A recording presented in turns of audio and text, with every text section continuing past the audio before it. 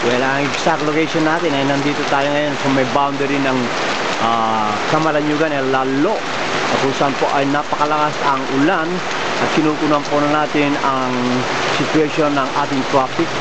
Yan, ang mga sasakyan na talagang basang-basa na. Lumalakas pa rin ang ulan, lumalakas pa rin ang